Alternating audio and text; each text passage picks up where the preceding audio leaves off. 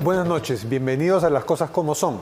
Soy Fernando Vivas, en reemplazo de mi colega Fernando Carballo, y vamos a empezar hoy, que es un día muy importante para la política, porque sonó el pitazo final de la legislatura en el Congreso. Está sonando el pitazo todavía, sigue el pleno. Y hoy además ha habido una reunión del Consejo para la Reforma de la Justicia, que es un poco jet set. Acá estamos con un miembro de ese consejo, un jet set de las autoridades, de los organismos autónomos, que esto fue creado durante el gobierno de Vizcarra, que se reúnen para ver iniciativas y conversarlas respecto a la reforma del sistema de justicia, que es algo muy importante y en el que todavía tenemos varios pendientes. Nos acompaña, muchas gracias por estar acá, el defensor del pueblo, Josué Gutiérrez. ¿Cómo estás, Fernando? Siempre es grato para mí participar contigo y con la audiencia que siempre seguro está ávido de la información y también un poco del desarrollo de la fuente de la información, que es muy importante, ¿no? Sí, porque usted sabe que se hacen opiniones, ustedes son como periodistas. Sí, y en este caso usted es la fuente de información, y por favor cuéntenos qué se puede compartir de la reunión en la que hoy usted ha estado con la presidenta Dina Boluarte, con el primer ministro Gustavo Adriancén, con la fiscal de la Nación Delia Espinosa. Se saludó no con la presidenta, cosas así. Si podría contar, por favor. ¿Y qué temas de fondo, qué acuerdos han llegado que puedan ser compartidos respecto a la reforma del sistema de justicia? Primero, existe un respeto, creo que entre las personas o las personalidades que asisten, en principio, porque eso creo que es una relación que nace producto, digamos, de entender que pueden haber discrepancias, posiciones distintas, pero siempre orientadas a brindar un mejor servicio desde la administración pública, más del sistema de administración. ¿Pero llegaron a algún acuerdo que se pueda compartir? Claro que sí. Por ejemplo, las observaciones expresadas por la OCDE, que son 16, 13 de las cuales están vinculados al tema de la reforma. No olvide usted, o sea, hace bien cuando... La OCDE está preocupada porque la OCDE tiene pues varios comités sectoriales, y en algunos ha dicho no te damos nota aprobatoria y por lo tanto no vas a ser miembro de la OCDE. ¿Le han dicho eso al gobierno peruano? Estamos en un proceso de evaluación que ingresa justamente por la revisión de los comités técnicos de varias aristas. Una de ellas es el tema del sistema de justicia. Y naturalmente si esta comisión se ha formado para hacer el seguimiento y ajustes a las normas que se han ido sacando a partir de las reformas que en su momento se dio con el presidente Vizcarra, creo que la continuidad es tener un criterio reflexivo, evaluador, justamente de estos ¿qué cosas temas. Ha observado la OCDE, que me imagino que se los dijo el primer ministro que estuvo hace unos días en París en la reunión de la OCDE, ¿no? Claro que sí, hay informes favorables, hay información favorable, pero hay avanzado. Hay algunas observaciones de la OCDE puntuales que el Perú podría subsanarlas para no está subsanando. Por ejemplo, en salud ya subsanó, ¿no? Igual se hizo en otros comités relacionados a las exigencias que había hecho OCDE, pero donde un poco vamos al tema medular, claro, vamos al tema medular. Y en el tema de justicia también muchas de las observaciones fueron levantadas, no obstante nos falta, digamos, ceñirnos a algún puntual. ¿Cuál falta? Puntual. Autonomía del sistema de justicia, que está puesto en riesgo a resultas de algunas iniciativas que se presentaron. De varias leyes. No, claro, son iniciativas, leyes no todavía. Iniciativas. Estamos hablando primero de lo estructural. Un tema es el marco normativo. Iniciativas de las que la OCDE ha tomado cuenta. Claro, o sea, pero vamos viendo. Pero, a ver, Fernando, hay dos temas, ¿no?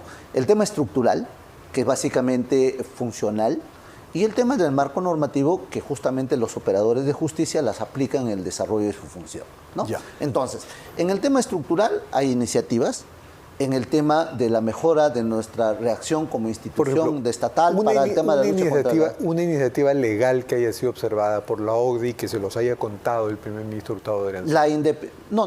El ministro, el premier ha hecho un informe muy positivo de las acciones que ha seguido el gobierno o el Estado peruano en la implementación de las observaciones. Pero en una entrevista que en RPP él mismo mencionó y admitió que en efecto la OCDE ha observado con preocupación algunos rasgos del sistema de justicia e iniciativas del Congreso. Así es, eso es lo que le estoy diciendo.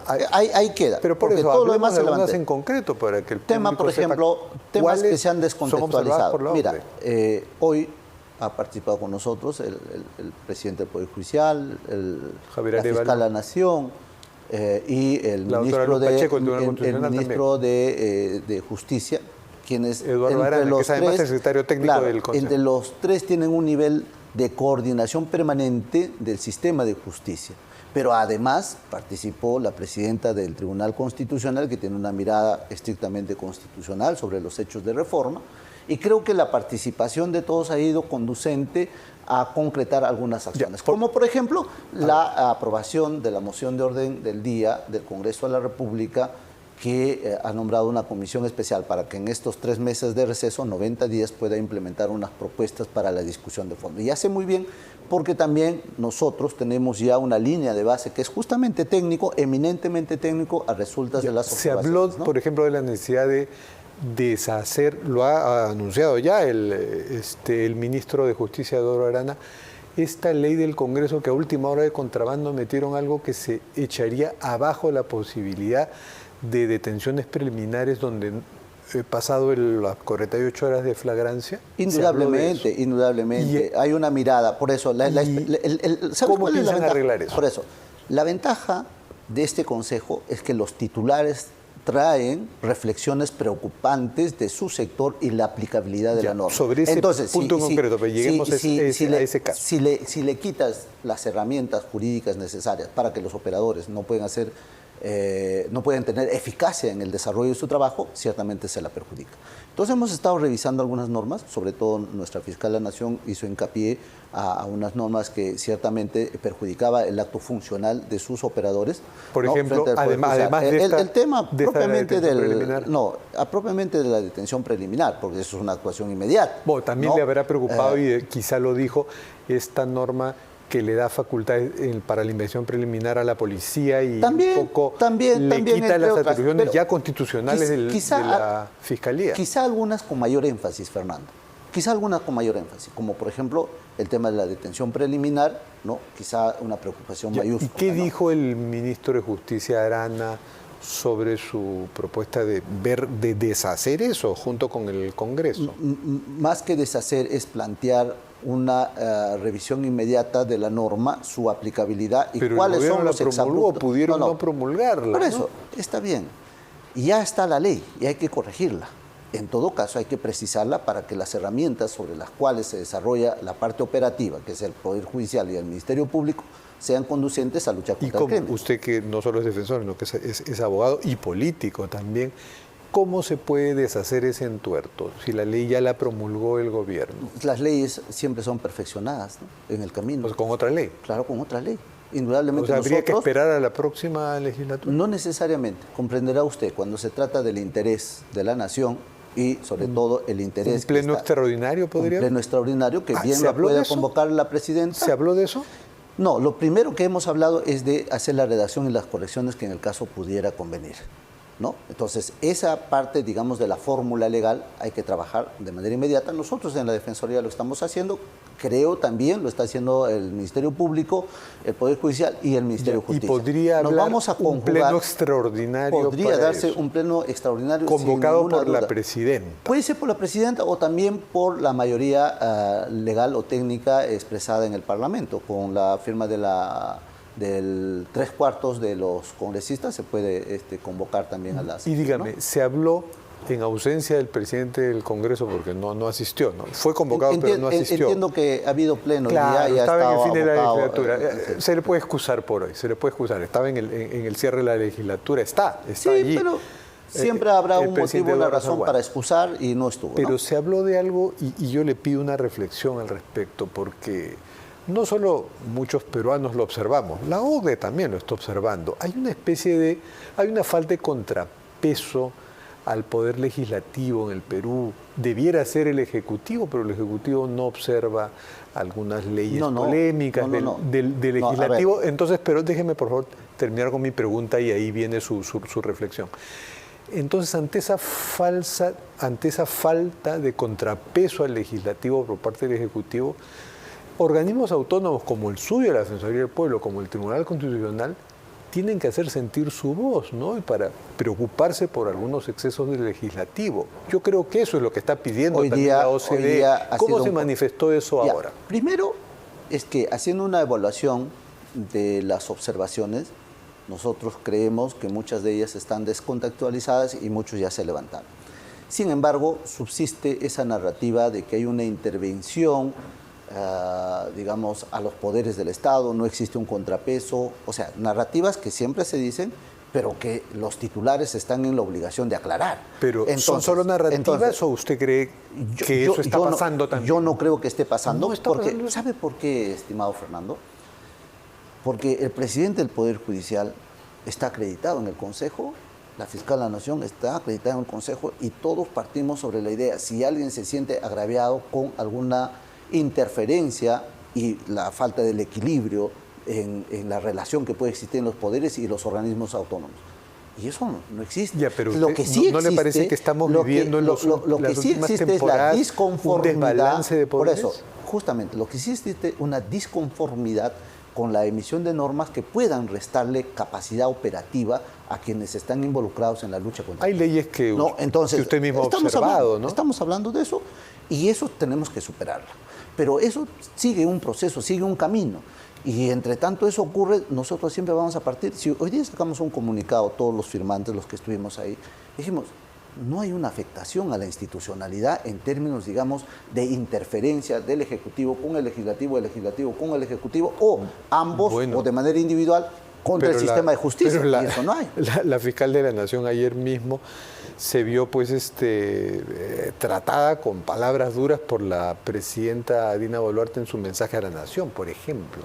Por eso le preguntaba, le preguntaba un poco frívolamente si se saludaron o no. Por supuesto que se saludaron. No, yo creo que hay un comportamiento que está más allá de ¿Hubo algún comentario que se pueda compartir entre ambos? No, yo creo que sería una infidencia de mi parte y no lo voy a hacer. Creo que respeto mucho a cada una de las personas, a la doctora Delia, a la doctora Luz, al doctor Arévalo y a la presidenta y al premier y a todos los que han estado, también al ministro de Justicia. Yo los respeto a todos, no quisiera caer en esa infidencia. Aunque al ministro de Educación, pero yo siento, no tanto porque usted ha pedido que al ministro de Educación salga. No, pero esos son otras cosas. En la relación, digamos, en la relación de trato de personas, creo que es muy alturado. No se puede pedir menos. Son personas que representan instituciones que están por encima de cada y todos ustedes son gente no, muy educada. No, de ninguna manera. Pero eso no quita que usted, por ejemplo, como defensor del pueblo, se indignó, se escandalizó por la frase, está muy infeliz del ministro Morganquero, de los derechos humanos son para las personas, no para las ratas, y ha hecho un pronunciamiento fuerte, pidiendo su salida. Yo creo que... ¿Conversó sobre eso en la reunión? No, mire usted, no, y eso no es infidencia porque es una afirmación real, no conversé del tema. Indudablemente la presidenta sabe de mi posición y yo respeto que seguramente lo evaluará. En todo caso, corre por su responsabilidad mantenerlo o no a sus ministros, eso ya yo no intervengo. Más allá hay una calificación de darle tranquilidad al país y de no alimentar ni los odios, ni los discursos de odios, y menos tener un desprecio, creo, por un ser humano. ¿Y usted piensa entonces que la sensación, el sentimiento ahí es, más allá de estos roces que han habido institucionales, que no hay interferencias de cuidado? Entonces usted... Hemos hecho una afirmación hoy día, o sea, ya no es mi parecer. Qué bueno. Desde el momento que está firmado un documento, ya no es mi parecer. Es un parecer colegiado del más alto. Claro, de manera colegiada. Y eso tiene que quedar para el exterior, porque hay gente de fuera que trastoca estas cosas y a mí yo me siento un poco medio yo frecuentemente me reúno con las autoridades, ¿no? Por muchas razones. Y ninguno se siente agraviado el uno hacia otro, ni tampoco intervenido, porque seguramente te lo contarían, ¿no? Y sin llegar, digamos, a un tema de infidencia, uno sabría en qué escenario está. Pero eso no existe, eso no es verdad, es una narrativa falsa, es una narrativa de fuera. ¿no? No, pero que pero indudable hay que mejorar, hay que... Las narrativas pueden ser verdaderas o falsas según quien las cuente, como las opine, que tiene todo el derecho a opinar, ¿no? La narrativa no es sinónimo de mentira, ¿no? Puede ser algo muy No, cierto. sí, pues hay veces lo disfrazan todo una mentira sí, con muchos dicen que pues no hay un equilibrio adecuado de poderes, que el legislativo no encuentra ese contrapeso en el ejecutivo. Sí, sí lo encuentra. Por ejemplo, Pero cuando la Defensoría observó la ley, mire, cuando la Defensoría le dijo a la Presidenta que había una ley de medicamentos que se estaba trabajando mal, inmediatamente la observaron. La Defensoría intervino en muchas autógrafas, y le puedo decir algo, debe ser este gobierno el que más observa autógrafas, sin temor a equivocarme. Y lo podemos revisar. Pero yo he visto muchas autógrafas. ¿Cuántas han sido llevadas a acciones de constitucionalidad? Muchas de ellas, pero eso es normal. Sí. O sea, quien pasa el rigor, pero quien lleva el rigor de un test de constitucionalidad, una norma, puede decir con certeza si esta pasa o no pasa. Ahora, ¿no? Porque tampoco es, porque ese es el tecnicismo jurídico. Y se habló de algo que, al menos actores políticos de izquierda, de derecha, de todos lados, incluso algunos que se podría percibir aliados de la presidenta Boluarte, han dicho, no, esto es una cortina de humo, lo de la pena de muerte. ¿Qué opina ahí usted? Yo, mira, más allá de la cortina de humo, porque hoy día declaré algo y ya lo descontextualizaron también. Voy a afirmar algo, Fernando, con la delicadeza que me permite. Lo oímos. La pena de muerte es un discurso, perdóname, no es un discurso barato, que no responde al interés país. La pena de muerte ya está proscrito en casi todos los países donde se respira democracia. Y subsisten algunos que aun cuando puede tener una democracia de cientos de años, no ha llegado a cuajarse, o en todo caso existe. Se refiere a Estados Unidos, donde existen algunos estados. Ya, por eso Texas le digo, y California. ¿no? Bueno, el doctor Javier Arevalo ha dicho que es algo salvaje, ¿no? La pena de muerte. Pero, ojo, si esta mi declaración, que lo estoy diciendo muy general, lo